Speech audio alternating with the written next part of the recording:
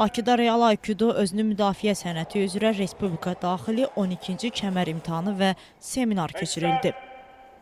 Azərbaycan Dövlət Texniki Universitetinin İdman Sarayında reallaşan imtahanda Beynəlxalq Real Aykudo Federasiyasının vitse-prezidenti, Azərbaycan Real Aykudo İdman Klubunun təsisçisi və prezidenti, beynəlxalq dərəcəli 5-ci dan kəmər ustası Fariz Abdullayev, məşqçilər və idmançılar iştirak etdilər.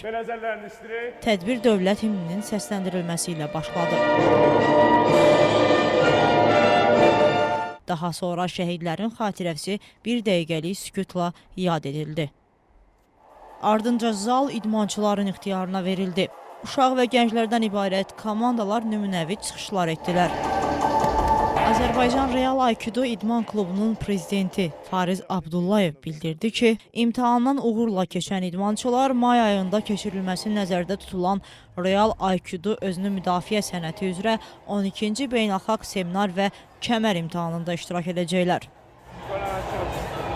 Hal-hazırda 15 klubdan 300-dən çox idmançımız bu tədbirdə iştirak etməkdədir və sevindirici hal odur ki, Real Aykudo özünü müdafiə sənəti qeyri-olimpiya idman növü olsa da, yarışı olmasa da bura günbəgün maraq artır və burada xüsusi diqqət çəkən məqam da odur ki, xanımlar daha çox iştirak edirlər digər idman növlərindən. Bu da yəqin ki, özünü müdafiə formatı ilə bağlıdır. 2025-ci ilin statistikasına görə 300-dən çox hal-hazırda stabil idmançımız var. Bunlardan hardasa 100-ə yaxını xanımlar təşkil edir. Həm burada 4 yaşdan tutmuş 74 yaşa qədər xanımlarımız var ki, məşqdədirlər və bu da sevindirici haldır. Çünki adətən bir çox idmanda artıq 30 yaşda karyera bitirsə, bizim idmanda yaş məhdudiyyəti deyə bir şey yoxdur və onlar rahatlıqla məşğul ola bilirlər və hətta idman dərəcəsi alırlar və peşəkar olaraq bu yolu davam edirlər.